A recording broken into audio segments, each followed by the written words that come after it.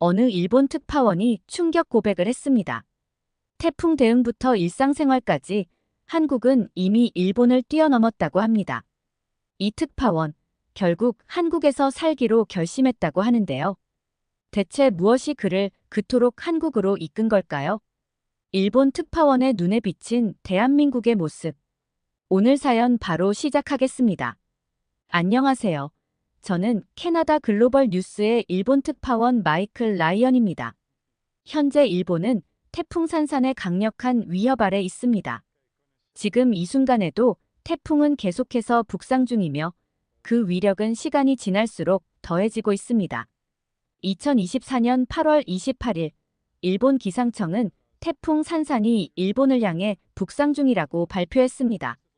처음에는 중형 태풍으로 예상되었지만 불과 24시간 만에 그 세력이 급격히 강화되어 대형 태풍으로 발달했습니다.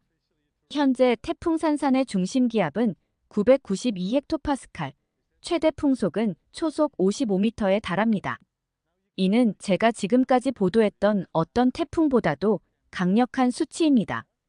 기상 전문가들은 이번 태풍이 지난 50년간 일본을 강타한 태풍 중 최강일 수 있다고 경고하고 있습니다. 기시다 총리는 긴급 대책 회의를 소집했습니다.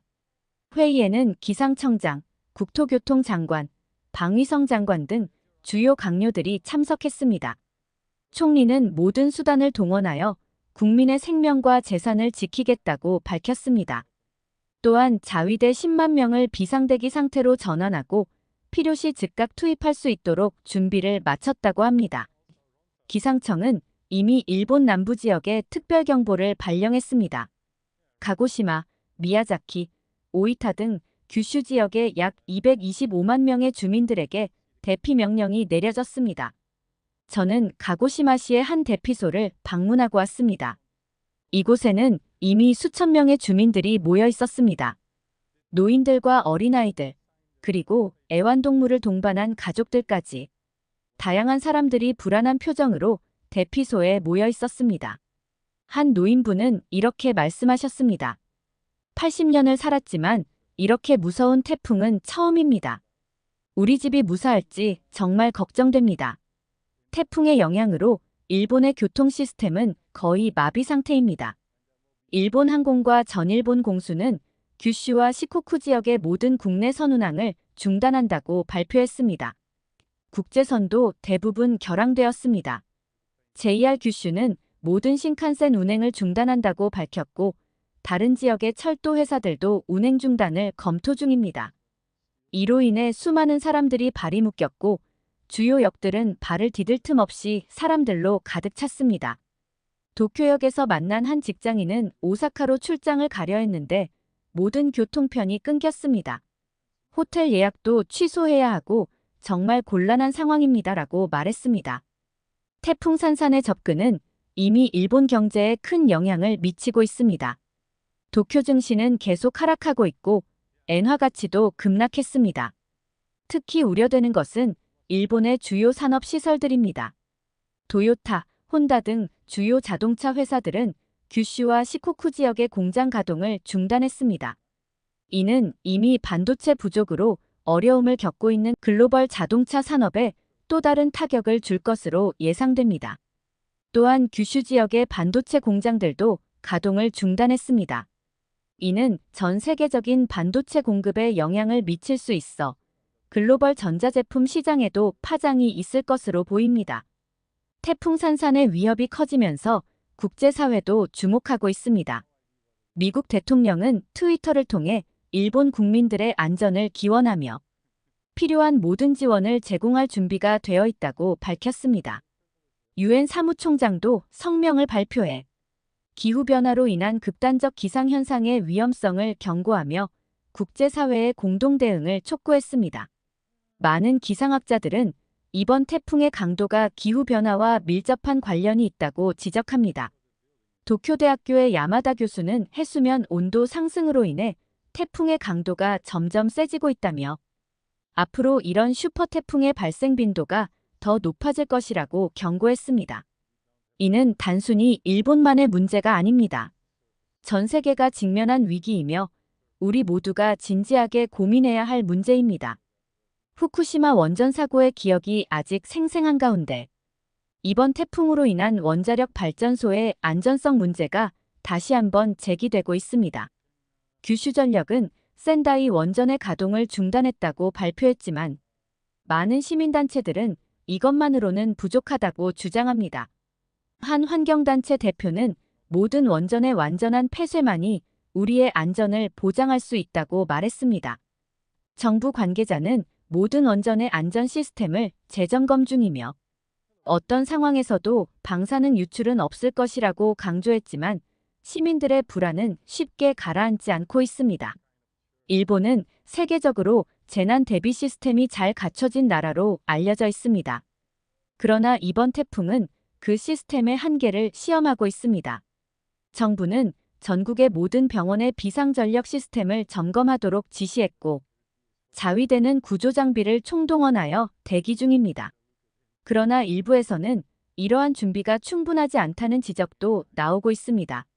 한 재난관리 전문가는 대형 태풍에 대한 준비는 되어 있지만 이번처럼 초대형 태풍에 대해서는 경험이 부족하다며 우려를 표명했습니다. 태풍 산산의 접근 소식에 시민들은 분주히 움직이고 있습니다.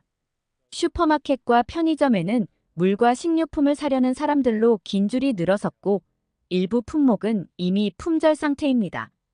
도쿄의 한 슈퍼마켓 앞에서 만난 주부는 사재기를 하고 싶진 않지만 가족들의 안전을 위해 어쩔 수 없이 필요한 물건들을 사고 있다고 말했습니다. 한편 많은 자원봉사자들이 대피소에서 활동을 시작했습니다. 그들은 대피한 주민들을 돕고 식사를 제공하며 심리적 안정을 주기 위해 노력하고 있습니다. 일본을 찾은 외국인 관광객들도 큰 혼란에 빠졌습니다. 많은 관광객들이 귀국 항공편을 찾지 못해 공항에서 밤을 새우고 있습니다. 나리타 공항에서 만난 미국인 관광객은 일본 여행을 정말 즐겁게 하고 있었는데 이렇게 끝나게 되어 너무 아쉽다면서도 공항에 영어를 할 줄 아는 직원이 많지 않아 제대로 된 도움과 정보를 전달받지 못하는 것 같아 아쉽다고 말했습니다. 일본 정부는 외국인 관광객들을 위한 24시간 핫라인을 개설하고 다국어 재난 정보를 제공하고 있지만 언어 장벽으로 인한 어려움은 여전히 존재합니다. 태풍 산사는 일본의 농업과 어업에도 큰 타격을 줄 것으로 예상됩니다.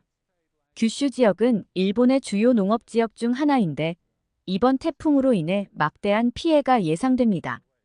규슈 어업협회의 한 관계자는 태풍이 지나간 후 어장이 황폐화될 것을 우려하고 있다며 어민들의 생계가 위협받고 있다고 말했습니다. 농림수산성은 이미 비상대책반을 꾸리고 피해 상황을 예의주시하고 있지만 태풍의 강도를 고려하면 피해를 완전히 막기는 어려울 것으로 보입니다. 이번 위기 상황에서 소셜미디어의 역할이 두드러지고 있습니다.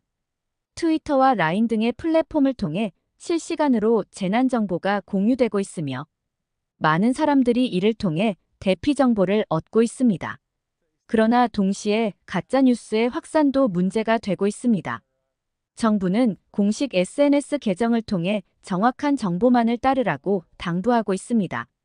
한 IT 전문가는 SNS는 재난 상황에서 중요한 정보 공유 도구가 되었지만 동시에 잘못된 정보의 확산 위험도 크다며 정부와 시민 모두가 정보의 진위를 신중히 파악해야 한다고 조언했습니다.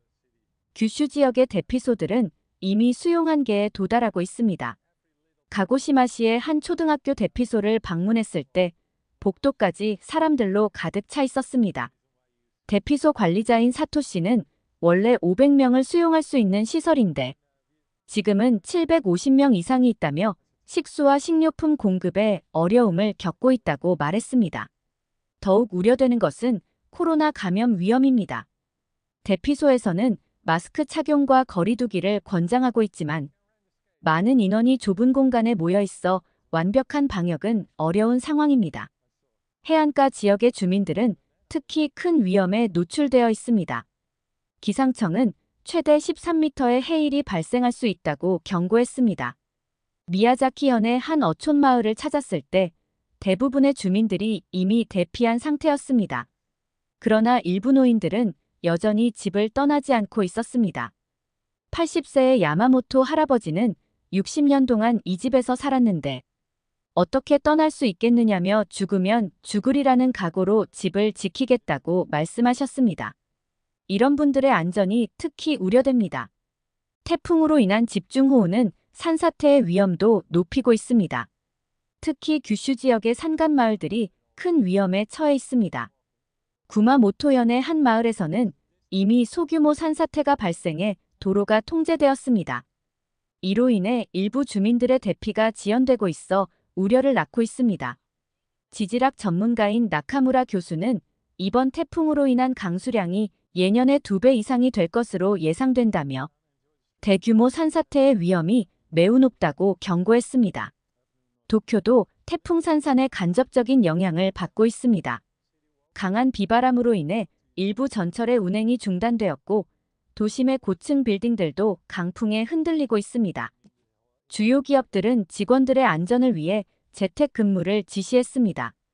소니, 파나소닉 등 대기업들은 규슈와 시코쿠 지역의 공장 가동을 전면 중단했고 이는 글로벌 공급망에도 영향을 미칠 것으로 보입니다. 경제 전문가인 타나카 씨는 이번 태풍으로 인한 경제적 손실이 최소 10조엔에 달할 것이라며 특히 농업과 관광업의 피해가 클 것이라고 전망했습니다. 태풍 산산에 대한 해외 언론의 관심도 뜨겁습니다. CNN, BBC 등 주요 외신들은 태풍의 진행 상황을 실시간으로 보도하고 있습니다. 특히 일본의 재난 대응 시스템에 대한 관심이 높습니다. 뉴욕타임즈는 일본의 재난 대비 시스템이 이번 초대형 태풍으로 시험대에 올랐다는 제목의 기사를 게재했습니다. 이번 태풍을 계기로 기후변화 대응의 중요성이 다시 한번 부각되고 있습니다.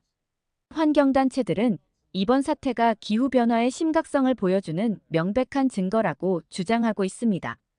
그린피스 일본 지부의 대표는 더 이상 기후변화는 먼 미래의 문제가 아니다라며 지금 당장 온실가스 감축을 위한 과감한 조치가 필요하다고 강조했습니다. 일본 정부도 이에 대한 인식을 공유하는 듯 보입니다. 환경성 장관은 오늘 오후 긴급 기자회견을 열고 이번 사태를 교훈 삼아 더욱 적극적인 기후변화 대응 정책을 펼치겠다고 밝혔습니다. 도쿄에 있는 외국 대사관들도 비상태세에 돌입했습니다. 많은 대사관들이 자국민들에게 안전주의보를 발령하고 24시간 비상연락망을 가동하고 있습니다. 한국 대사관도 비상대책반을 가동하고 있으며 한국인 여행객들과 유학생들의 안전 확인에 주력하고 있습니다. 이번 위기 상황에서 인터넷과 통신망의 중요성이 더욱 부각되고 있습니다. 많은 사람들이 인터넷을 통해 최신 기상정보와 대피 지시를 확인하고 있으며 가족 및 지인들과 연락을 취하고 있습니다. 주요 통신사들은 기지국과 통신시설의 보강 작업을 마쳤다고 밝혔지만 태풍으로 인한 시설 파괴 가능성도 배제할 수 없는 상황입니다. IT 전문가인 스즈키 씨는 통신망이 두절될 경우 혼란이 가중될 수 있다며 정부와 통신사가 어떤 상황에서도 통신을 유지할 수 있는 방안을 마련해야 한다고 조언했습니다. 태풍 산산이 드디어 일본 규슈 지역에 상륙했습니다. 현재 태풍의 눈이 가고시마현 마쿠라자키시 부근을 통과하고 있습니다.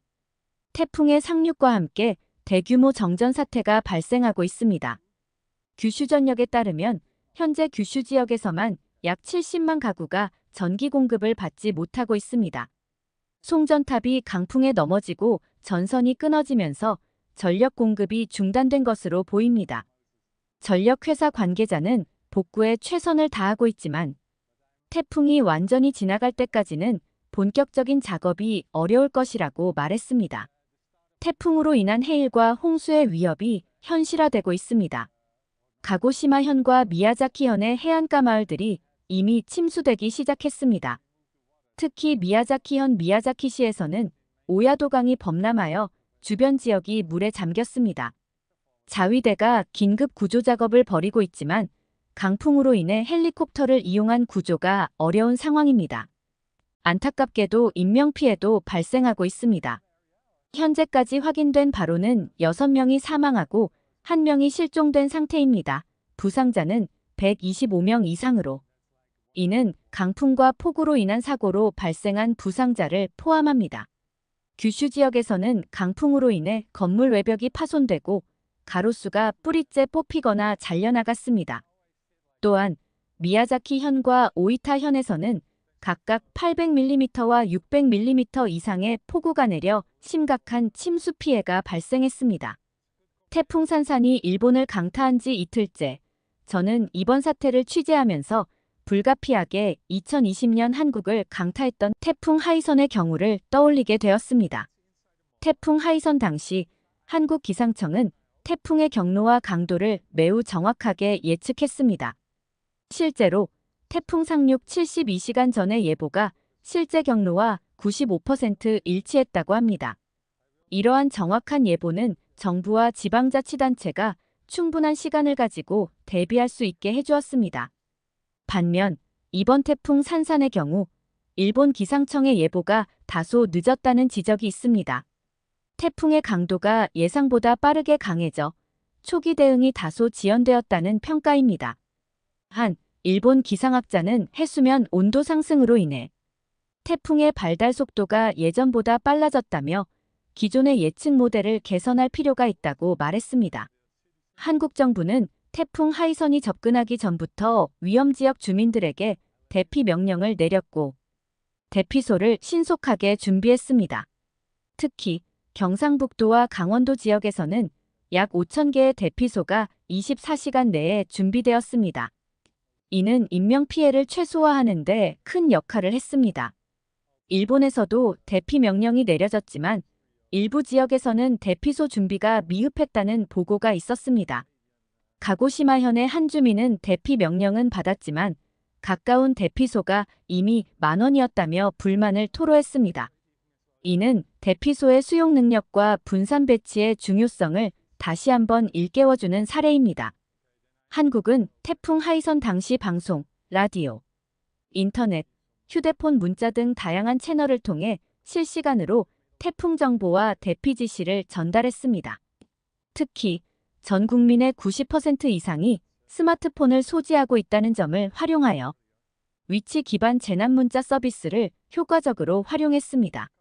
일본에서도 비슷한 시스템이 가동되고 있지만 일부 지역에서는 통신 두절로 인해 정보 전달이 원활하지 않다는 보고가 있습니다.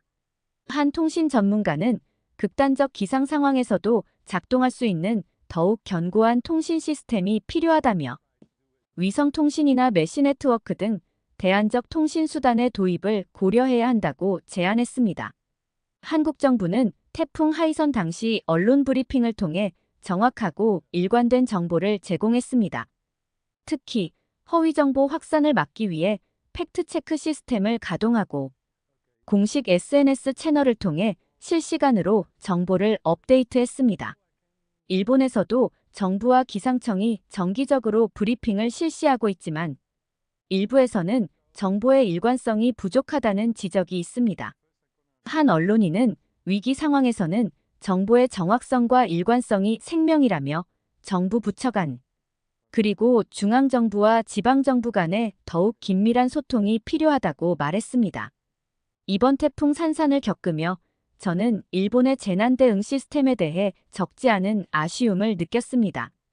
특히 2020년 한국의 태풍 하이선 대응과 비교해 볼 때 그 차이는 더욱 두드러져 보였습니다. 사전 대비 측면에서도 일본은 다소 안일한 모습을 보였습니다. 한국이 태풍 하이선 접근 72시간 전부터 상세한 대비 계획을 수립하고 실행에 옮긴 반면 일본은 태풍 산산의 위력을 다소 과소평가한 듯한 인상을 받았습니다. 결과적으로 이는 초기 대응의 지연으로 이어졌고 더 큰 피해를 초래했다고 볼 수 있습니다. 정보 전달 시스템의 효율성 측면에서도 아쉬움이 남습니다.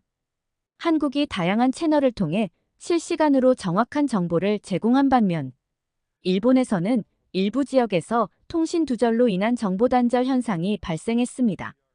21세기 정보화 시대에 이는 분명 개선이 필요한 부분입니다.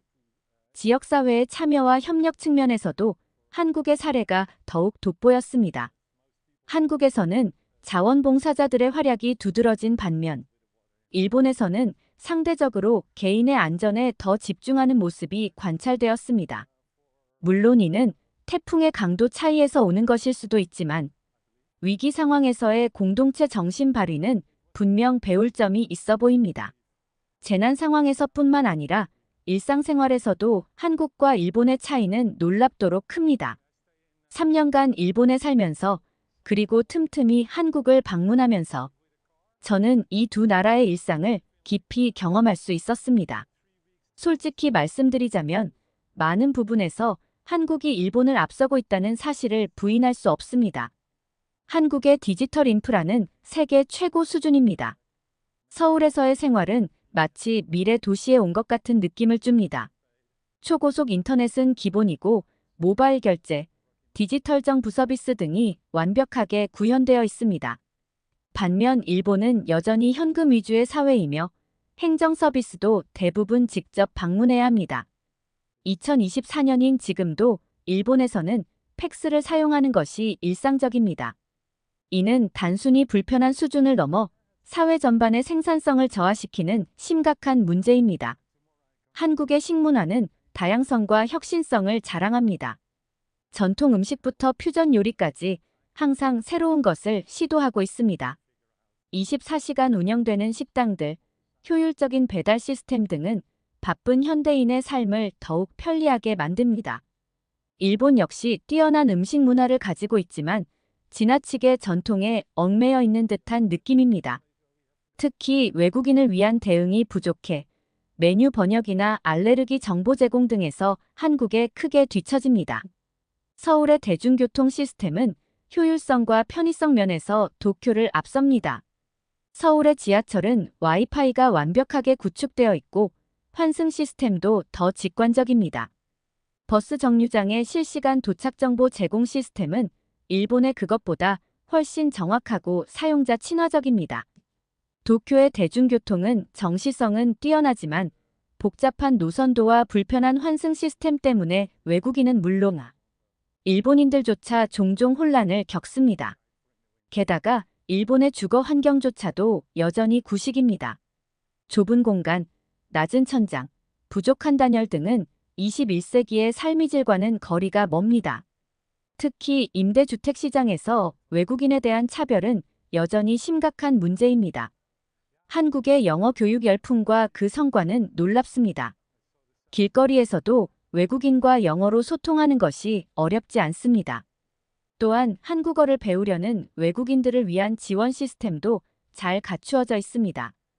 일본은 여전히 영어 무용론에 사로잡혀 있는 듯합니다.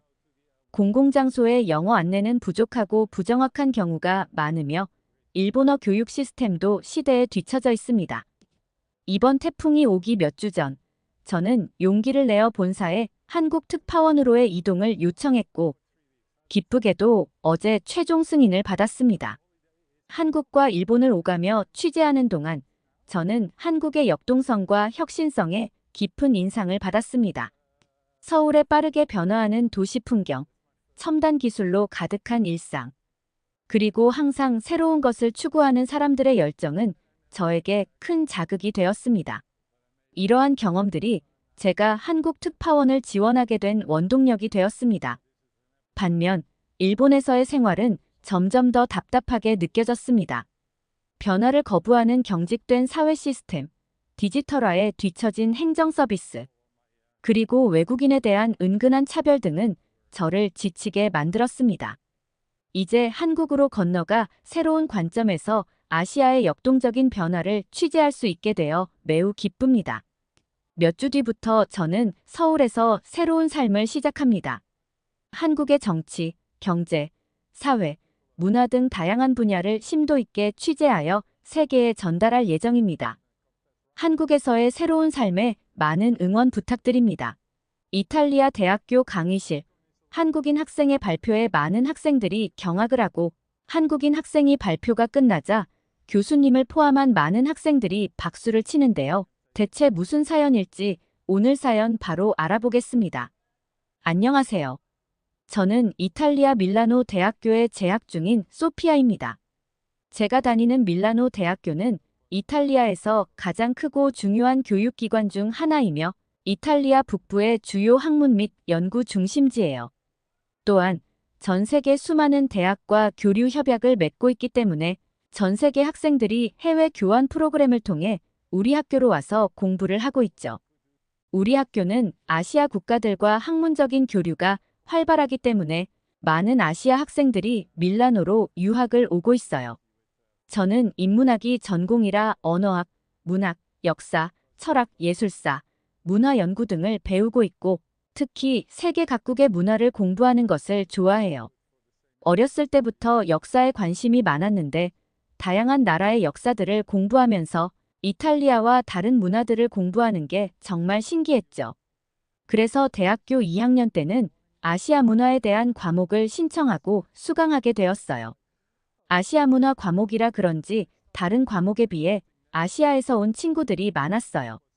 많은 아시아 친구들 중에서 유독 눈에 띄는 친구 한 명이 있었는데 그 친구는 하버드에서 교류 프로그램으로 우리 학교에 온 한국인 친구 은정이었어요.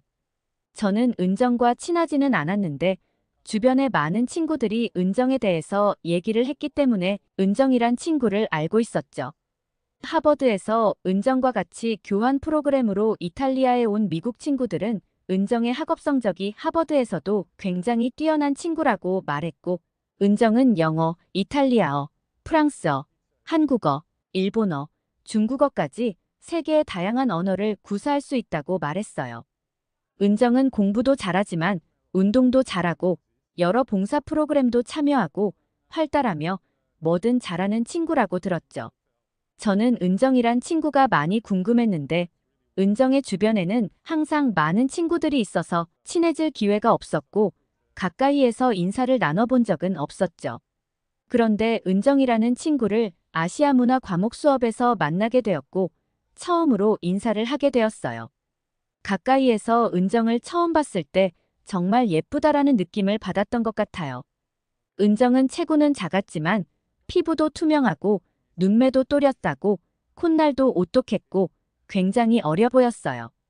주변 친구들과 비교해도 5살 이상은 더 어려 보였는데 작고 예쁜 아이가 다양한 언어를 구사하고 뛰어난 학업 실력을 가지고 있다는 게 너무 신기했죠.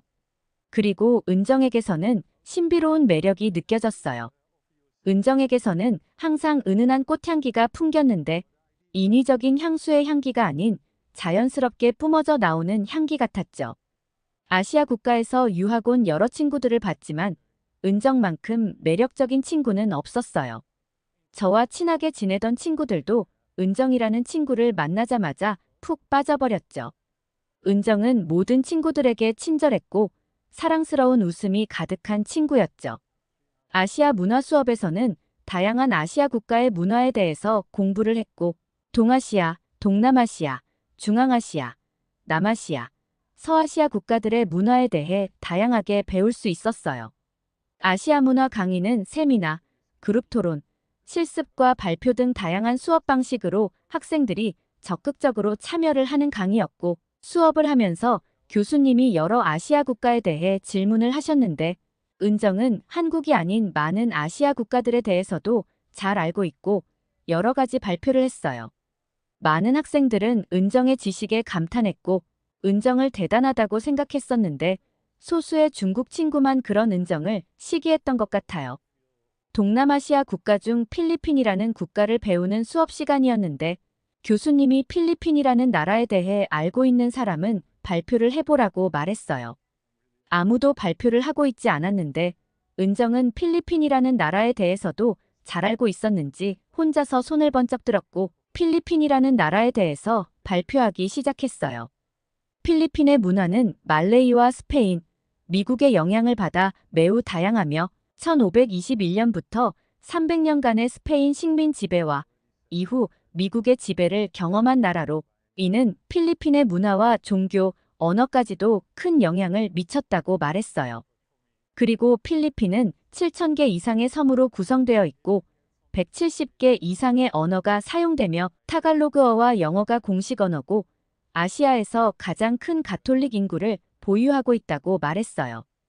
뿐만 아니라 필리핀의 음식은 굉장히 다양하고 해산물, 쌀, 열대과일이 풍부하며 전통춤, 음악, 미술 등 활발한 예술 문화를 가지고 있다고 말했죠. 교수님은 굉장히 흡족한 얼굴을 하며 은정을 바라보았고, 혹시 필리핀의 경제적인 문제에 대해서 알고 있냐며 은정에게 질문을 했죠. 그러자 은정은 막힘없이 대답했어요. 필리핀은 지난 수십 년 동안 눈에 띄는 경제 성장을 이루었지만 이 성장의 혜택이 전 국민에게 고르게 분배되지 않았고, 특히 도시와 농촌 간, 그리고 소득 계층 간의 격차가 크며 높은 실업률과 불안정한 일자리로 문제를 겪고 있다고 말했어요. 또한 필리핀의 농촌 지역에서는 학교가 부족하며 교육 기회의 불균등으로 인해 젊은 세대 기회에 영향을 미쳐서 국가 전체의 경쟁력을 약화시키고 있다고 말했죠. 교수님은 은정의 막힘없는 발표에 박수를 치셨고, 저를 포함한 많은 친구들이 박수를 치며 은정을 바라보았어요. 그렇게 훈훈하게 수업이 진행되고 있는데 갑자기 중국인 학생이 손을 번쩍 들더니 한국은 예전에 정말 가난한 나라여서 필리핀에게도 도움을 받았던 나라라고 말을 했죠. 필리핀이라는 나라를 공부하고 있는데 갑자기 한국을 얘기하며 한국이 필리핀보다 못 살았다는 말을 하는 중국인 학생을 이해할 수 없어서 저를 비롯한 많은 친구들이 중국인 학생을 쳐다보았는데 교수님도 같은 생각을 하셨는지 어이없어 하는 표정을 지으시며 학생 우리가 필리핀에 대해서 공부하고 있는데 한국이란 나라를 이야기하는 이유가 뭔가? 라고 중국인 학생에게 물어봤어요. 중국인 학생은 교수님의 질문에 아무런 대답을 하지 못했고 강의실에 있던 많은 학생들은 교수님의 질문에 웃음을 터뜨렸죠. 그렇게 작은 해프닝이 있었고 그 이후에 중앙아시아, 남아시아에 관련된 수업을 진행할 때도 항상 은정은 여러 나라의 문화들에 대해 다양하게 발표를 했어요. 그렇게 수업을 들으며 아시아 국가에 대해 공부하고 있었는데 문제의 중국인 유학생은 결국 사고를 치고 말았어요. 그날은 동아시아 국가에 대해서 배우는 시간이었어요. 이탈리아에서도 한국의 한류가 열풍이었고 은정으로 인해 한국이란 나라를 더 궁금해진 친구들이 많았기에 저를 비롯한 많은 친구들이 한국의 문화를 굉장히 궁금해했죠. 강의 초반에 교수님은 중국에 대해 세계에서 인구가 가장 많은 국가이고 일본은 기술과 문화가 발달한 섬나라이며 한국은 빠른 경제 성장과 높은 기술력을 가진 나라라고 말씀하셨어요. 특히 한국은 K-팝과 영화, 드라마 등 문화 콘텐츠로 전 세계적인 문화 영향력을 행사하고 있는 나라라고 말씀하셨죠. 많은 친구들이 한류의 열풍을 알고 있었기 때문에 교수님의 말씀을 공감했지만 중국인 학생들은 아니었나 봐요. 일전에 동남아시아 국가 수업 때 손을 들었던 중국인 학생이 또다시 손을 들어 발표를 하기 시작했어요. 교수님, 한국이 전 세계적인 문화 영향력을 행사한다고 말하셨는데 중국은 한국에 비해 더 뛰어납니다. 중국은 수천 년의 역사를 가진 광대한 문화유산을 보유하고 있습니다. 이는 고대 건축물, 유적지, 예술작품, 철학 등을 포함합니다. 이러한 유산은 중국 문화의 깊이를 보여주며 전 세계 사람들의 관심을 끌고 있습니다. 또한 중국은 56개의 다양한 민족으로 구성되어 있으며 각 민족은 자신들만의 독특한 문화와 전통을 가지고 있습니다. 이 다양성은 중국을 세계에서 문화적으로 가장 다채로운 국가 중 하나로 만듭니다. 가장 중요한 것은 한국의 문화라고 말하는 많은 것들은 중국에서 전파된 것이며 한국은 다른 나라의 문화를 모방하는 나라입니다. 불과 30년 전까지만 하더라도 한국에서는 한국의 드라마나 영화보다 중국의 드라마와 영화가 더 자주 방영되었죠. 한국은 그때부터 중국의 콘텐츠를 모방하며 작품을 만들기 시작했고 그로 인해 지금의 한국의 드라마와 영화가 만들어질 수 있었던 것입니다. 그런 한국이 전 세계적인 문화 영향력을 행사하는 나라라고 말하는 것에는 공감이 되지 않습니다. 한국은 중국을 부러워하고 모든 것을 따라하고 싶어하는 중국 옆에 붙어있는 작은 나라에 불과합니다. 중국 학생의 발표는 한국인 학생들에게 신뢰였지만 발표안의 내용은 논리적이라서 저를 포함해서 많은 학생들이 공감을 했어요. 저도 중국과 한국이란 나라에 대해서는 자세히 알지 못했기 때문에 중국 학생이 말하는 논리가 틀리지 않았다고 생각하고 있었죠. 그렇게 많은 학생들이 고개를 끄덕이는 모습에 중국인 학생은 우쭐한 표정을 지었어요. 그때 은정이 손을 들었고 교수님은 은정에게 발표해보라고 말했어요. 은정은 먼저 중국인 유학생에게 질문을 했어요. 한국이 중국의 콘텐츠를 모방했다고 했는데 어떤 것을 모방했는지 구체적인 사례가 있나요?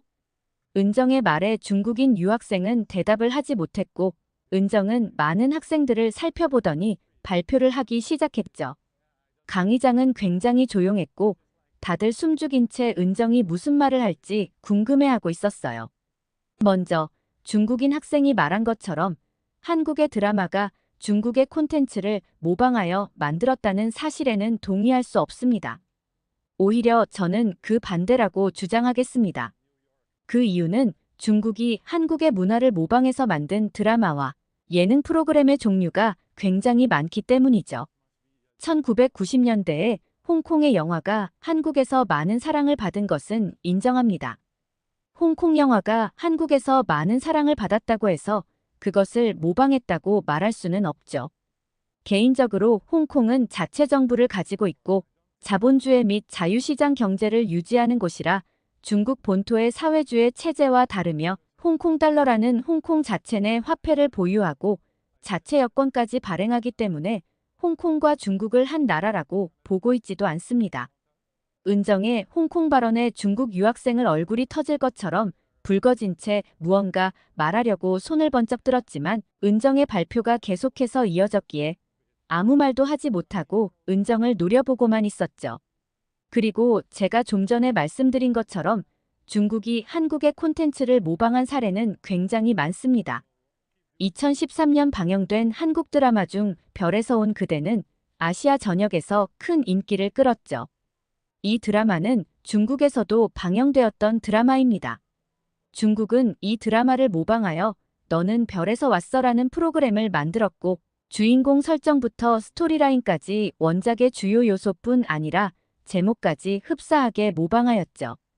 또한 한국의 파리의 연인이라는 드라마의 경우도 중국에서 파리의 우정이라는 비슷한 설정의 드라마를 만들었고 배경과 캐릭터 간의 갈등이 원작과 유사합니다. 그 외에도 한국의 드라마 킬미힐미는 중국에서 안녕 나의 황비님, 한국의 성균관 스캔들은 중국에선 소녀 대통령, 한국의 커피 프린스 1호점은 중국의 커피하우스 등 정말 셀 수 없이 많은 드라마들을 모방해서 만들었죠. 드라마뿐만 아니라 예능 프로그램도 굉장히 많이 모방했습니다. 한국의 정글의 법칙은 연예인 참가자들이 정글에서 생존하는 모습을 보여주는 리얼리티 쇼입니다. 중국에서 한국의 정글의 법칙을 모방하여 극한도전이라는 예능 프로그램을 만들었는데요.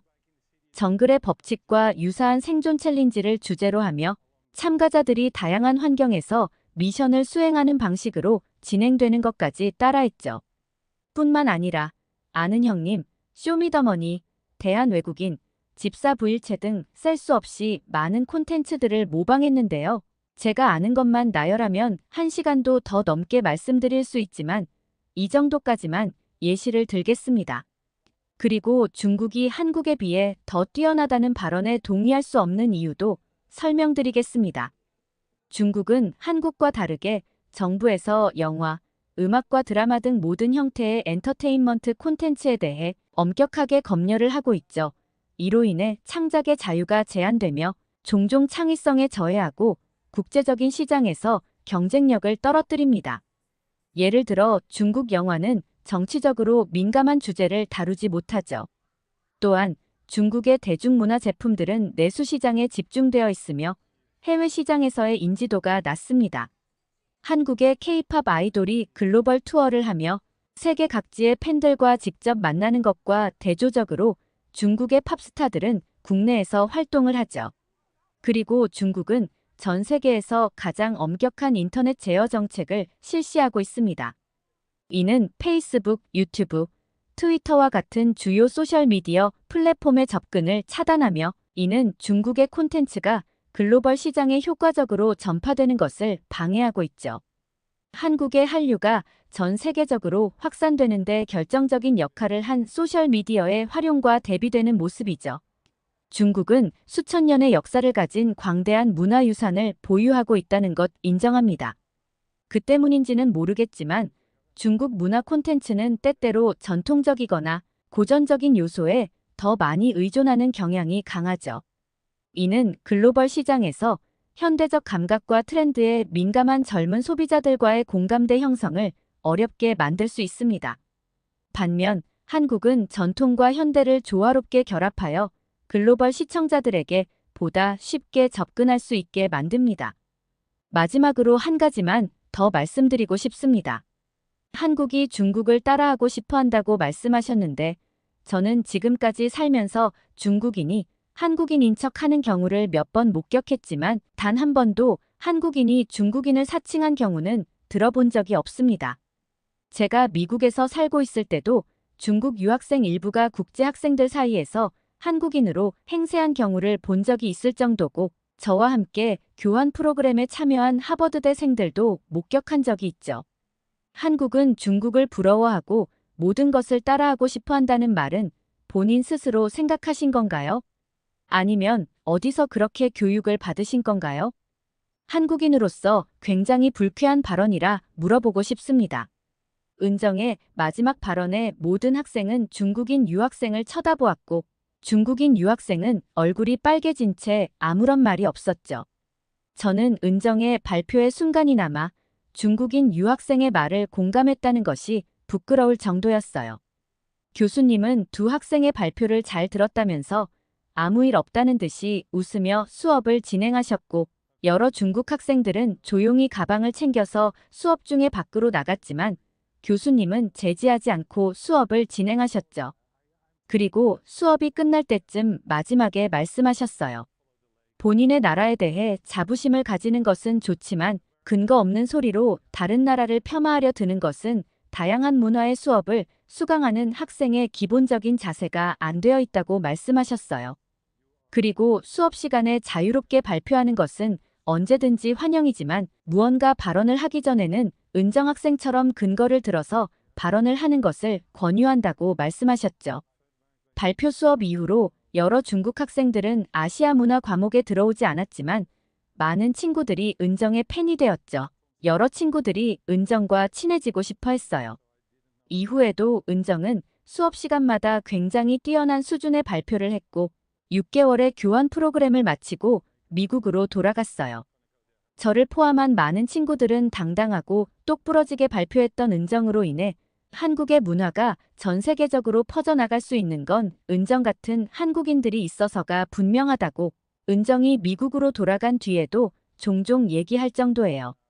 저는 은정을 보면서 한국이란 나라가 세계 경제대국으로 발전할 수 있는 이유는 많은 은정 같은 한국인들이 있어서일 거라고 생각하게 되었어요.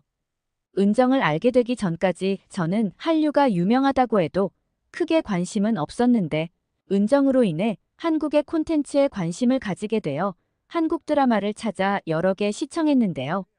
확실히 한국의 드라마는 중국이 모방하고 싶을 정도로 너무 재미있는 것 같아요. 요새는 한국의 드라마뿐 아니라 영화, 음악, 음식까지 다양하게 한국 문화를 경험하고 있는데 한국의 문화는 은정이 자부심을 가질 만큼 정말 대단한 것 같아요. 한국의 문화들을 경험할수록 한국이라는 나라가 궁금해져서 졸업하기 전에 꼭 한국을 방문해보고 싶어요. 오늘 사연이 재미있으셨다면 구독과 좋아요, 알림 설정까지 부탁드립니다. 더 재미있는 사연으로 돌아오겠습니다. 지금까지 감동 탐험이었습니다.